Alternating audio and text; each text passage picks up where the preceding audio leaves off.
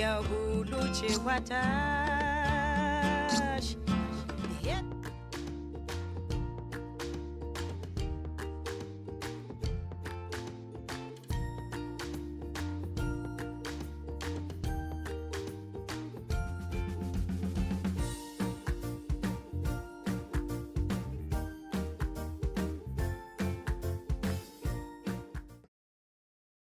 እንዴት ከረማችሁ? የትዝታ ዘካዛንቺስ ታዳሚዎች፣ በቃሌ መሰረት ተገኝቻለሁ። ዛሬ ገብርኤል ሰፈርን፣ ዘበኛ ሰፈርን እንዳስሳለን። ልጆቿን እንጠራለን፣ እናስባለን። እዛ አካባቢ የነበሩ ቤቶችን፣ ታላላቅ ሰዎችን፣ ሁኔታዎችን እያነሳን እንጨዋወታለን። እንግዳ ጋብዤላችኋለሁ። እንግዶቼ በስተቀኝ በኩል አሰፋ ካሳዬ፣ በስተግራዬ በኩል አሰፋ ወንድማገኝ ናቸው። ሁለቱም ዘበኛ ሰፈር ተወልደው ያደጉ ናቸው። ገብርኤልን አድባራቸውን ጠንቅቀው ያውቁታል፣ አካባቢውን ካዛንቺስን። እስኪ ካሰፋ ካሳዬ ልጀምረና አሴ እንኳን ደህና መጣህ። እንኳን ደህና ቆየኝ። መቼም እንግዲህ ያው ገብርኤል ሰፈር ስንል በግራም በቀኝም ከአፍሪካ ዳቦ ቤት በኩልም ከአመድ ማፍሰሻም ከላይ ከጫፍም ከነጫኔ ማሞ ሰፈርም ጀምሮ ወደ ታች እየወረድን ነው የምንመጣው እና እዛ አካባቢ ብዙ ልጆች ነበሩ። እንግዲህ እነ ፍቅሬ ይፍሩ ነበሩ፣ እነ ዜና ፍላቴ ነበሩ፣ እነ ጫኔ ማሞ ነበሩ። ቁልቁል እየወረድን ስንመጣ እንደገና እነ ያሬድ አክሊሉ እዛ አካባቢ ነበሩ፣ እነ ሲራክ አክሊሉ ነበሩ። እኔ እንኳን ማስታውሳቸው እና አክሊለ ነበሩ። እና እስኪ ከወደ አፍሪካ ዳቦ ቤቱ በኩል እንተወውና በዚህኛው በአመድ ማፍሰሻ በኩል ቁልቁል በነጫኔ ማሞ ቤት በኩል እየመጣን ዘበኛ ሰፈርን ይዘን በማርሻል ቲቶ ቤት በኩል አድርገን ፖይንት ፎርን ቁልቁል እየዳሰስን እንሄዳለን። ወደ ሂልተን ሆቴል እንወጣለን። እና እስቲ ከላይ እንጀምር። የነበሩትን ልጆች ትዝ የሚሉ እነማን ነበሩ? ኦኬ፣ በወቅቱ አደግ ያሉት የነበሩት እነ ጫኔ ያለው ማሞ፣ እነ ክንፈ ወልደ መስቀል አሁን ጀርመን ነው ያለው። ጀርመን ነው። ተስፋዬ ማሞ እሱም ጀርመን ነው ያለው። ገዙ ወልደ ስላሴ ያለ፣ የኃይሌ በጋሻው የሚባሉ ቀድሞ በቤተ መንግስት የሚሰሩ የነበሩ አሁንም ቤታቸው ያልፈረሰ ነው። ትልቅ ፎቅ ሰርተውበት እዛ ቦታ የቀረ አንዱ እሳቸው አሉ። የእሳቸው ልጆች አሉ። እነ ታከለ አሉ፣ አሰፉ ታደሰ አለ፣ ግርማ አያሌው፣ ከተማ አያሌው፣ አየለ ሻውል፣ ኤፍሬም መንግስታ፣ ግርማ መንግስታ፣ እውነት ነው። ውሂብ ይልማ፣ ሙሴኔ ግዛው፣ አሁን ኢንቨስተር የሆነች አለች ሰሎሜ ሻውል፣ አቶ ሻውል አየለ ልጅ በዛ በኩል አሉ። ወሰኔ ያለች፣ ወሰኔ ታች ነች። ታች በቲቶ ቤት አድርገን እንደዚህ ስትመስል ወሰኔ ኃይሉና ወንድሞቿ ነበሩ። ወንድሟ እንደውም ከኛ ጋር ኳስ ይጫወት ነበር። ወሰኔ ኃይሉ አሁንም አለች። እኔ በጣም ይገርማል፣ ትዝታ አለኝ እሷ። እንደው ላቋርጥህና በ1960 ከኔ ጋር አብረን አንድ ጠረጴዛ ላይ ተምረናል። አስፋውሰን 7ኛ ክፍል ይመስለኛል። እና ድሮ እንግዲህ የከተማ ልጅ ማለት ድሬዳዋ መጥፋት ነው። ድሬዳዋ ያልጠፋ ልጅ የአራዳ ልጅ አይባልም ይባላል። እና ትንሽ ሳንቲም ይዤ ድሬዳዋ ጠፋው። ድሬዳዋ እንዳሰብኳት በብርቱካንና በመንደሪን አልተቀበለችኝም። ሳንቲሙ ሲያልቅ አመመኝ። ስታመም ደግሞ የዛን ጊዜ ኮሌራ የሚባል በሽታ ነበርና ወሰኔ ቁንጅና ውድድር ወጥታ አንደኛ፣ አባቷ ፍልሰታ እዛ ሀረር ድሬዳዋ ከጃንሆይ ጋር ጃንሆይ ፍልሰታን እዛ ነበር የሚያስቀድሱት። እዛ ታገኘኛለች። ደነገጠች በጣም። ምን ሆንኩ ምናምን አለች። ኧረ ጠፍቼ መጥቼ እዚህ እንደዚህ እንደ ጉድ ሆንኩ ምናምን አልኳት። ነምበር ዋን የሚባል ቦታ ዘመዶች ነበሯት። እዛ ወስዳ አስታመመችኝ። ይገርመሃል። እኔ ካልሄድኩ አልኩ በቃ መሞት ስለመሰለኝ ማለት ነው። በፍጹም አትሄድም፣ አሁን አባቴ ይመጣል ከጃንሆይ ጋር ለፍልሰታ፣ እሱ ሲሄድ አብሬ ልካለሁኝ ምናምን አለች። ኧረ እንደው ምን ሲደረግ እኔ በጭራሽ አልቆይም ምናምን አልኳት። ከዛ አንድ ሳምንት የሚሆን ጊዜ ነው መሰለኝ አላውቅም። እዛ ዘመዶቿ ቤት አሳረፈችኝ።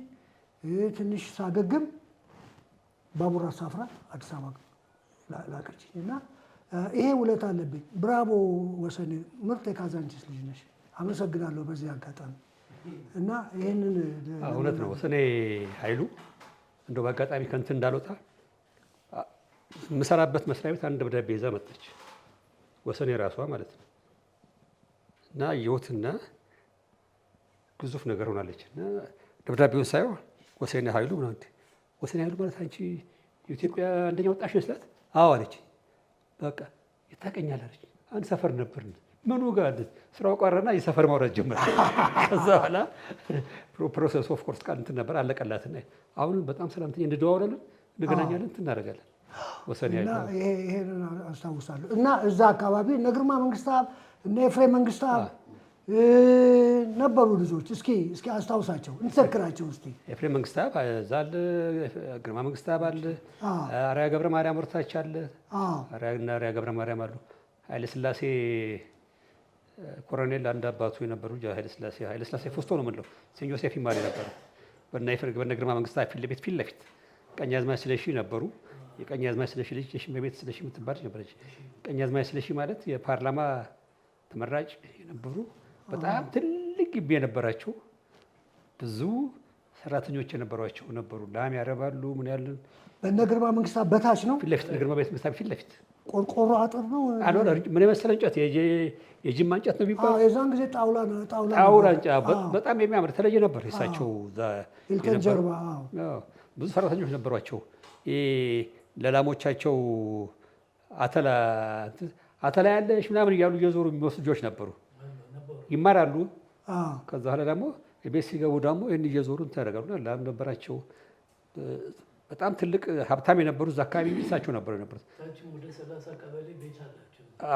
ታች ወረድ ብሎ አላቸው። ልክ ነው። እና ቀኛዝማች ስለሺ ዘረፉ በጣም የታወቁ የምንፈራቸው ሰው ነበሩ። ኳስ እንጫወት እንኳን አይተውን እንደ ዱርዬ ነው የሚቆጥሩን። ቆም መኪና ቁሞ ወደ ቤታቸው ይሉን ነበር። እሳቸውን ስናይ ሁላችንም ተንደርድረን ወደ ቤታችን ነበር የምንገባ ነበር። በየሰንሰል ስር እንደበቃለን። እዛ ደግሞ ከማርሻል ቲቶ ቤት ፊት ለፊት ተክሉ መስፍን ታደሰ ተክሉ ታደሰ ነበሩ። አሁን የዘመን ባንክ በሬውን ቡሉ የነበረበት ቦታ እዛ ጋር ነበሩ አሉ እንደ በህይወት መስፍን ታደሰን አገኘዋል፣ እንገናኛለን። ያን ተክሉ ግን ሞቷል መሰለኝ። አልማዝ ታደሰ ውጭ ነው ያለችው። አንደኛው ተክሉ ነው የሞተው። ተክሉ ታደሰ የሚባል ልጅ ነበር፣ ወንደር ነው። መስፍን ታላቅ ነበረ። ትንሽ ወጣ ያለ ነበር እሱ መሰለኝ። የዛን ጊዜ ወጣ ያለ ነበር። እኛ ልጆች ነበር። ወደዛ አካባቢም እኮ ከነሱ በላይም እኮ ልጆች ነበሩ። እና እያሌው ገንቦ የሚባል ልጅ ነበረ። በእነ መስፍን ቤት ወደ ላይ ስትሄድ ወደ የልት መድፈሪያ ወርቅ ማን የሚባል እንትን ነበራቸው። በስተቀኝ አሁን ሂልተን ከፈረሰበት ሳትደርስ በድንጋይ የድሮ ድንጋይ እንደዚህ የሚስተካከል ድንጋይ በዛ የተሰራ የእነሱ ቤት ነበር። እና እዛ ከዛ እና እያሌው ነበሩ። አቦነሽ የምትባል ልጅ የሚባል አቦነሽ እና ማን የምትባል እህቷ ነበሩ እዛ። እነ ተካ ለገሰ የሚባል ነበረ። ተካ ለገሰ ከኛ ትልቅ ነው። ኦፍኮርስ እርሻ ሚኒስቴር ነው ማን ይሰራ ነበር። እሱ አለ በዛ በኩል። ከዛ በወዲህ በኩል የወሰኔ ጓሮ ነው፣ የወሰኔ ጓሮ ነው። በዛ በኩል ነበር ያሉት። ከላይ እነ ሉሰገድ አበበ የሚባል ነበሩ ወደ ላይ ስትወጣ። ከዛ አሁን ሂልተን ከመፍረሱ በፊት መንገድ ነበረ በዛ እንደዚህ ሂልተን እኛናም አካባቢ ከማፍረሱ በፊት እዛ አካባቢ አቶ አልዓዛር የሚባሉ ልጆች ነበሩ፣ ትልቅ ሰው ነበሩ። የእሳቸው ልጆችም ነበሩ፣ ትልቆች ነበሩ። በፍቅር ከኛ ትልቆች ናቸው። እነዛን አስታውሳለሁኝ። ከዛ እንግዲህ እንደዚህ ዞረ ስትመጣ ወደ አፍሪካ ወደ ውጭ ጉዳይ ሚኒስቴር የሚያስወጣው መንገድ ነበር። ነበር። በዚህ በኩል ወደ ውጭ ጉዳይ ሚኒስቴር ወደ አረዶ ቄራ ምናምን የሚያስኬድ መንገድ ነበር። እሱ ነበር የነበረው። ወደ ጀነራል ማነው ቤት ያስኬድ ነበር። ወደ ስላሴ ገበያ ጀነራል በሳቸው በኩል መኮንን ደነቀ ወደዛ ከብት ሁሉ የሚያረቡ ነበሩ እዛ አካባቢ። በዛ ነው የምታልፍ የነበረው።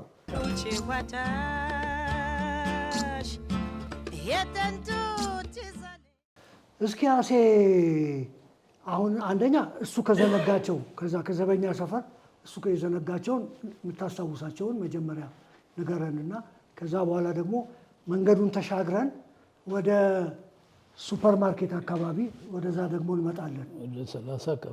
ወደ 30 ቀበሌ እንመጣለን። መጀመሪያ ግን ያንን እናንተን አካባቢ እስኪ እሱ የዘነጋቸውን እንትኖች ንገረን እስቲ። እዛ ማርሻልቲቶ ቤት ጓሮ ምናምን እንደዚህ። እሺ እንግዲህ እሱ አሰፋ የረሳቸውና የዘነጋቸው ሰዎች ሮማን አስፋው የምትባል ነበረች፣ የኮሎኔል አስፋው ልጅ ማለት ነው። እንደገና አሰፋ አስፋው የሚባል ነበረ እዛው ዘበኛ ሰፈር ከበጅሮንድ ቤት ፊት ለፊት ላይ የነበሩ ማለት ነው። እንግዲህ እነሱን አስታውሳለሁ። ከዛ እንግዲህ ታች ወረድ ስል ከነ ተክሉ ቤት ቀጥለ ሱፐር ማርኬት ማለት ነው አይደለም። ከነ ተክሉ ቤት ቀጥለ አንድ ቤት አለ። መቶ አለቃ ደገፉ የሚባሉ ነበሩ፣ ሞተዋል። ራሳቸውን ያጠፉት። የእሳቸው ልጅ ጌታቸው ደገፉ የሚባል ነበረ። ዳሩ ላይ አስፋልቱ ዳር ዘመን ባንክ የነበረበት ጋር ጌታቸው ደገፉ። እሺ ከዛ እንግዲህ ወደ ታች ነው የሚሄደው። በአብዛኛውን እኔ የምውልበትና የምጫወትበት ሰፈር የነበረው 30 ቀበሌ ነው፣ አስፋልቱን ተሻግረ ማለት ነው። እስቲ ከሱፐር ማርኬት ጀምርልኝ። እሺ ከሱፐር ማርኬት ከአገር ውስጥ ገቢ ከነበረበት ምን ነበረ? አገር ውስጥ ገቢ ከመሰራቱ በፊት ምን ነበረ? ያ ህንፃዎቹ አሁን ንግድና ኢንዱስትሪ ምናምን የነበሩት የነ ኢዮብ ዘሜ ሰፈር እዛ አካባቢ ነው። እስኪ ከነሱ ከዛ ተነሳ እስኪ። እንግዲህ ምንድነው ተክሉ ምራ የሚባል ነበር እዛ ሀገር ውስጥ ገቢ ሰዎትን የሚማር የነበረ ነው። ከበደ ምራ አለ። ወዲህ ስትመጣ ደግሞ ለጀኔ አሰፋ ሼሉ ጋር የነበሩ ናቸው። ለጀኔ አሰፋ የሚባል አለ፣ መኮንን አሰፋ የሚባል አለ። እነሱ አሉ። ከዛ እንዲህ ታጥፈ ሲዳሞ ቡና ቤት ወደ 30 ቀበሌ መዞሪያ ወደ ፖይንት ፎር መውረጃው ላይ ሲዳሞ ቡና ቤት ጥላሁን እሸቴ የሚባል አለ። ፊሊፕስ የሚሰራ ጥላሁን እሸቴ። ከዛ ቀጥሎ እንግዲህ የኔ ጓደኞች በቅርብ የነበሩ ጥራቸው ምን ክፍሌ ተስፋ ጊዮርጊስ ይባላል፣ ወይም የፊታውራሪ ጆርጅ ልጅ። አሁን ከእስራኤል መጀመሪያ ሄደ በደርግ ጊዜ ማለት ነው። ከዛ ወደ አሜሪካን ገብቷል። ከእስራኤል ወደ አሜሪካን ሱቅ ነበራቸው አይደለ? ሱቅ የላቸውም። እሺ። ከዛ ኢዮብ አብዲሳ እዛ ነበር። ሻምበል አብዲሳ አጋ ልጅ ኮሎኔል አብዲሳ አጋ ልጅ ኢዮብ አብዲሳ፣ ዳንኤል አብዲሳ፣ ግርማ ገብረ መስቀል የሚባል ነበር። እዚሁ የአሰፋ የደጀኔ አሰፋ ዘመድ ነው። ግርማ ገብረ መስቀል እንግዲህ እነዚህ ናቸው አሁን ማስታወሳቸው። የኢዮብ እህት ያቺ ብሔራዊ አስክድች ነው፣ እንደዛ ገደማ ነው። አሸብሻቢ ነበረች፣ ዳንሰሪ ነበረች። እነሱ አሉ። እሺ ቁልቁል ውረድ እስኪ ወደ ታች ወደ ፖይንት ፎር እያደረግ ወደ ፖይንት ፎር ስወርድ ማቴዎስ ማን ነው የሚባል አንድ ሐኪም የነበሩ ሰውዬ ነበሩ። ማቲያስ እናቱ ቦርቸሌ ይሰሩ ነበረ። ቀይ ቀያየው ፂማም እንደዚህ እሱ ቢጫ ኦፔል ነው ምናምን ነገር ነበራቸው። አባቴ ታች ወረድ ስትል ደግሞ ማን ነው ኤርሚያስ ከበደ የሚባል ናባል ውስጥ ገብቶ አሁን ከዛ ወጥቷል። ያው ሲፈርስ ድርጅቱ ማለት ነው። አቶ እንትና ቤት እዛ አይደለም እንዴ የገንዘብ ሚኒስትር የነበሩት በአፄ ኃይለሥላሴ ይልማ ደሬሳ፣ ኢዮብ ዘሜ፣ ዳንኤል ዘሜ ምናምን እነሱ አሉ። እንግዲህ ሙላት የሚባል ነበር ኳስ ተጫዋች አምጣልኝ። የሸዋ ፖሊስ አሰልጣኝ ማን ነበር? ዘረፉ ዘውዱ ነው። ጋይ ዘርፉ እሳቸው ያሰለጥኗቸው የነበሩ ሙላት የሚባል ነበረ። ቴዎድሮስ ቡድን ተጫዋች የነበረ ነው። 30 ቀበሌ ውስጥ ማለት ነው። እንግዲህ አንተ ብዙ መቼም የካዛንቺስ ልጆች በብዙ የምናውቅህ በአሉላ ዜንጦ ነው እና አሉላ ዜንጦ እንደው ትንሽ እስኪ አጫውተን ስለ አሉላ። አሉላ ቤተሰቦቹ እንዴት ነበሩ? እንዴት እንደዚህ ሊሆን ቻለ? ሚስትም እንደነበረችው ጭምር አውቃለሁ። እና እንዴት ነው እስኪ አሉላ ዜንጦ የተባለው ለምንድን ነው? አሉላ ዜንጦ የተባለው እንግዲህ እኔ ሳውቀው በጣም ይዘንጣል፣ ይለብሳል። ጸጉሩ ስታይሉ ታደሰ የነ ሽመልስ ወንድም እሱን የአሉላን አክት ወስዶ ጸጉሩን አበጥሮ እንዲተኛለት ማለት ነው። አስሮት እንትን ይላል፣ ያድራል። ይሄ ካበጠረ በኋላ በመሀል በሻሽ ምናምን ያስሮ ያድራል። ከዛ ነካ ነካ አድርጎት ይሄ ሹል ይሆናል። እና ስለ አሉላ ብዙ መናገር ይችላሉ። አንድም ሴት አታልፎም። ከሴቶች ጋር አብዛኛው ጊዜ መንገድ ላይ ሆኖ ይጠብሳል ይላል። ፈረንጅ ሳይቀር እዛ ሲዳሞ ቡና ቤት ውስጥ ከውጭ የመጣ የውጭ ሀገር ዜጋ ነበረ። ሲዳሞ ቡና ቤቱን ካወቀው ማለት ነው። እንኳን ማንም ያውቋል። መዞሪያው ላይ አይደለም መስኮቱ ወደ ማናቸው የስፖርት እንትን አምጣልኝ ተቋም ወልደ ጻዲቅ የተቋም ወልደ ጻዲቅን ቤት ያሳያል። እሳቸው ጋር አሉላ እዛ ቆመው የዛ የፈረንጁን ልጅ ይጠብስ ነበር። ተዋውቋት አውጥቷት ሁሉ ወደ ተገኝ ወደ 30 ቀበሌ ስትሄድ ሳልኮስት አለ አይደል? እዛ ይዝናኑ ነበር፣ ይጫወታሉ። እኛ ልጆች ሆነን እንከታተል ነበር። በኋላ ላይ እኔ ስራ ከያዝኩ በኋላ ያው አጋጣሚ ተገናኝተን ያው በጓደኝነት መልክ አዲሰ ነው ማለት ነው። ይወድህ ነበረ እና አብረን እንዞራለን፣ እንጠጣለን፣ እንበላለን። አበበ ነጋሽ የሚባል ጓደኛም ነበረው። እሱም እንዲሁ ስታይሉን ጸጉሩ ልክ እንዳሉላ ነው። ይሄ ደረጃ ያወጣል ግራና ቀኝ ሲያበጥረው ማለት ነው። እና ሞተ። ሚስትም ነበረችው። እናቱም ነበሩ።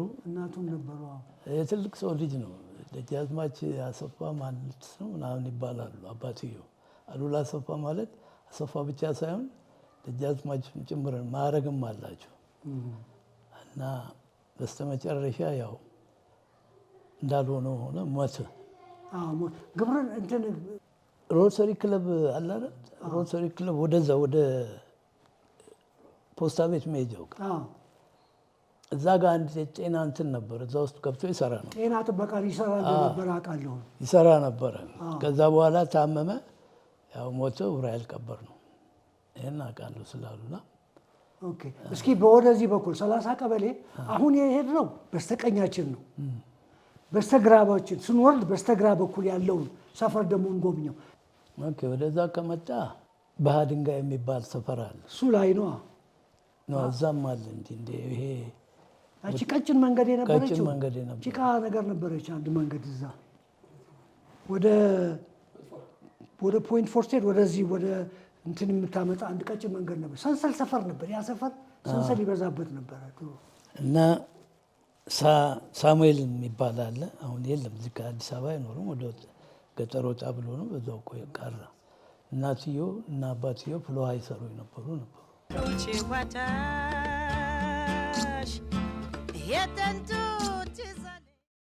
ኦኬ፣ አሴ ስለ አሉላ ዜንጦ ስናነሳ አሉላ ዜንጦ የተባለው ይዘንጥ ነበር። ጸጉሩን ብኩል ይሰራ ያደርግ ነበር። በሻሽ ጠቅልሎ ነበር የሚያደርግ። ይሄ ሁሉ ነገር ሴቶችን ለመማረክ የሚደረግ ነገር ነው። በዛን ዘመን እስኪ ዘነጠ የሚባለው እንዴት ነው? አለባበስ እንዴት ነበር? ሴት ጠበሳ እንዴት ነበረ? እንዴት ነው አፕሮቹ? የምትቀርቡት እንዴት ነበር? እንግዲህ ስታልፍ ያው እንግዲህ እኛ የቆምንበት አካባቢ ላይ አንድ የሆነች ሴት ስታልፍ ለከፋ የምንለው ነገር አለ አይደል? እንደዛ እንለክፋለን። እንግዲህ ሁኔታዋን አይተህ ባል ይኑራት ዘመድ ይኑራት አጠገቧ ማን አለን በሚል መጥቀስ ነው። በቃ በአይን ጠቀሳ ጠቅሰን ያው ከዛ በኋላ ሄደን ያው እንተዋወቃለን ማለት ነው። አለባበስ እንዴት ነበር? አለባበስ እንግዲህ ዘነጠ የምንለው አሉላ በተፈጥሮ ሲሄድ ይነጥራል። እንደዚህ በጥፍሩ ነበር የሚረግጠው። ታደሰም ደግሞ የአሉላ ጓደኛ ስለነበር ደመላሽ ስፕሪንግ የሚባልም ልጅ ነበር። ደመላሽ ስፕሪንግ አስታውሰን ይማር ነበር። እንዲህ የሚነጥር ነበር ሲሄድ እና አሉላ አካሄዱ የተለየ ነው። በቃ እንዲሁ ሊደፋ ይደርሳል እንዲህ በጥፍሩ ሲረግጥ እና ሲሄድ ማለት ነው። አለባበሱም በጣም ግሩም የሆነ አለባበስ ነው። በቃ ያን ያህል ነው እንግዲህ ስለ አሉላ። ሚስትም ነበረችው እንትን ማን ነው ትንሣኤ ትምህርት ቤት የምትማር ነበረች። ትንሣኤ ብርሃን ትማር ነበረ። በኋላ ጠጪ ሆነች። እሱም ይጠጣል። ያው ሁለቱም ጠጡ ነበረ እና ሁለቱም ሞቱ። አሉላ ዜንጦን በደንብ አስታውሰዋለሁ። ስኳር ጓደኛ ነበሩ በእኛ አስተያየም ማለት ነው። እውነት ነው። ታላቁ ነው ግን አሰፋ እንትን ነው እና ብዙ ጊዜ አሉላ ዜንጦ ሲሄድ እየነጠረ ነው የሚሄደው። ቅድም እሱ አነሳው ይሄ ጸጉሩ አበጣጠሩ፣ አለባበሱ ሲሄድ እንግዲህ እዛን ጊዜ መንገዶች ደህና ናቸው። መንገድ እየመረጠ ነው የሚሄደው። እያንዳንዱ እንዲህ እያለ ነው የሚሄደው። ብዙ ጊዜ ምንድነው የሚያደርገው? ከታች ከነሱ ሰፈር ድልት ዘነበቅ ትምህርት ቤት አለ፣ ሴቶች አሉ እዛ። እነሱ ከትምህርት በሚለቀቁበት ሰዓት ላይ ነው በከዛ ከፖይንት ፎር አካባቢ በእኛ ሰፈር አድርጎ እየነጠረ ነው የሚሄደው እና እዛ ነው የሚሄደው እና አንዱም አሉላ ዜንጦ ምናምን ሜንጦ የሚል እንትን እንደ ገጥም ነገርም ይሉት ነበር ሲያበሽቁት። እሱ ምንም አይመስለው። በፖይንት ፎር ይመጣል፣ በነ ግርማ መንግስታት ቤት ያደርጋል፣ በነ አየለ ሻውል ቤት አድርጎ ፒዜድ አካባቢ ይሄዳል። እንትን አይሉትም። አሁን አንተ እንዳልከው የሚያመልጠው ሰው አልነበረም። አስቦ የሚያመልጠው ሰው የተለያየ ጋር ነው የምታየው። ብዙ ጊዜ እኛ ልጆች ነን። የዛን ጊዜ እዛ ኳስ ስንጫወት አንድ ይዞ ሲሄድ ታየዋለህ። ከዛ ደግሞ ሲሸኝ ሁሉ ሳድረስ አታውቅም። ብቻ ወይ እንደ ታክሲ ነገር ነው ሲያደርግ ነበር። ያን ጊዜ ቆይ ከእግር ኳስ ሌላ ምንድን ነበረ ዘበኛ ሰፈር መዝናኛ ነበር? ትመጡ ነበሩ ራይል ወክማ ኳስ ለመጫወት እንወጣለን። አስፋወሰን ሜዳ እንሄዳለን። ታች ስጢፋኖስ ሜዳ እንሄዳለን ለመጋጠም። ታች ወደ ፖይንት ፎርም አካባቢ ኮከብ ሬስቶራንት የተሰራበት ቦታ ላይ ሜዳ ነበር። እዛ እንሄዳለን። እናክሻው ሰፈርም ያው ወክማ ያኔ 1 ብር ነበር በአመት የምንከፍለው። በአመት 1 ብር ነው የምንከፍለው። አውቃለሁ። በአመት 1 ብር ከፍለን ነበር። ክብደት እናነሳለን። ጠረጴዛ ቴኒስ ትጫወታለህ። ቴዘር ቦል የሚሉት ነገር ነበር። እንደዚህ እሱን 1 ብር ከፍለን 1 ብር አባል ትሆናለህ። በቃ ለአመት የከፈል ጨዋታ ነበር። በነዛ እናሳልፍ ነበር እንትናችን የነበረው። እውነት ነው። ሌላ ምን ነበረ? ዘበኛ ሰፈር እያለን 64 ዓመተ ምህረት እንትን አቋቋምን። የዘበኛ ሰፈር ወጣቶች አንድነት ማህበር የሚል ያን ትምህርት አቋቁመን ማህበር ትዝ ይላችኋል? ፊደል ሰራዊት የሚባል ያኔ ፊደል ሰራዊት በኋላ መሰረት ትምህርት የተባለ ፊደል ሰራዊት የሚባል ነበርና አስፋሰን ትምህርት ቤት እናስተምር ነበር። ማታ በነፃ ቾክ ራሳችን ይዘን ገብተን ትምህርት ቤቱ ፈቅዶልናል። የማታ ትምህርት ነበር። ብዙ ሰው የጎልማሶች ትምህርት የጎልማሶች የእኛ ሲኒየሮች እኛ ኦፍኮርስ ያኔ እንትን ነበር።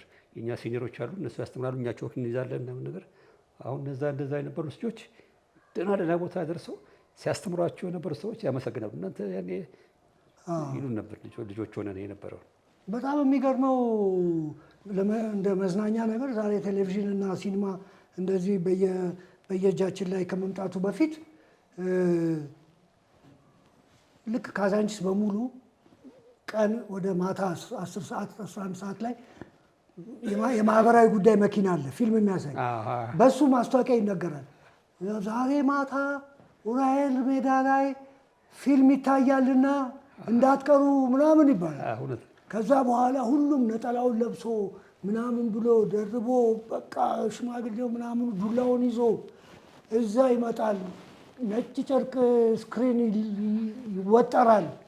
ከዛ ሁሉም ቁጭ ይላል እዛ የግርማዊ ቀዳማዊ ኃይለ ሥላሴ የአሜሪካ ጉብኝት ምናምን እዛ ታያለ። እዛ ደግሞ እነ ቶሜን ጄሪን ደግሞ እዛ ታያለ ምናምን በቃ እና የካርቱን ፊልም ይታያል ምናምን እጣጨበጭ ምናምን። ወክማም እንደዛው ፊልም ነበር። ወክማም ሮብና እንደዚህ ይሁን ምናምን ማታ ፊልም ነበር። ያ ሜዳው በሙሉ ሰው ግጥም ብሎ ነው። እኛ አንዳንድ ጊዜ እናስተረጉም ሁሉ ነበር እናስተረጉም። አሁን እንደዚህ እያለ ነው አሁን እንደዚህ እያለን በቃ እዛ እና እንትን እንል ነበር። እስኪ ስለ ዘበኛ ሰፈር እስኪ የተረሳ ነገር ንገረን። በጣም የሚደንቅህ ከሰፈርህ መቼም ወይ በዓመት በዓል ሊሆን ይችላል፣ ወይ ባዘቦት ቀን ሊሆን ይችላል፣ ወይ የታወቁ ሰዎች ሊሆኑ ይችላሉ። እርግጥ አሁን በዛ አካባቢ ስንመጣ እና ባታየለን ምናምን ሁሉ ትተናል፣ እንትን አላልንም፣ አላነሳንም። እና እንዴት ነው እስኪ እኔ እንትን የሚለኝ እንግዲህ ዘበኛ ሰፈር ስትል ያኔ አሁን ሂልተን፣ በነገራችን ላይ ሂልተን ኢትዮጵያ ውስጥ መጀመሪያ ኢንቨስተር ይመስለኛል ያን አካባቢ በልማት ሲያነሳ የእኛ ሰፈር ላይ የተነሳው የዛን ጊዜ እና መጣ። መሀል ላይ መንገድ የነበሩትን በሙሉ መጀመሪያ ከታች ያሉትን አሁን ቅድም ያልጠቀስኳቸው አክሊለ ጆርጅ፣ አክሊለ በላቸው፣ ሰይፉ ይርጋ፣ ጆርጅ ይርጋ፣ አዎ እነ ጆርጅ ይርጋ ታዲያስ እነሱ ሂልተን ስለፈረሰ የት ገቡ? በእናትህ በሙሉ አሜሪካ ናቸው። እውነት ከና ይመጣሉ እዚህ በየእንትን ጊዜ ይመጣሉ። ሰይፉ ይርጋ፣ ጆርጅ ይርጋ፣ አክሊለ ዳር ከዳር በላቸው፣ ለዝና በላቸው ውጭ ናቸው። በሙሉ ቤተሰቦች በሙሉ ውጭ ናቸው እነሱ ያሉት። እነሱ ሲፈርስ የዛን ጊዜ የፈረሱት የመጀመሪያ ፈራሾች በሙሉ ወደዚህ ወደ ከስንት ፍሬት በታች ከድልድዩዋ በላይ ያለች ቦታ ላይ ተሰጥቷቸው እዛ ገቡ። የኛ ሁለተኛ ዙር ነው የፈረሰው። የኛ ሁለተኛ ዙር የፈረሰው ቦሌ ነው የተሰጠና ወደ ቦሌ ነው የገባ ነው።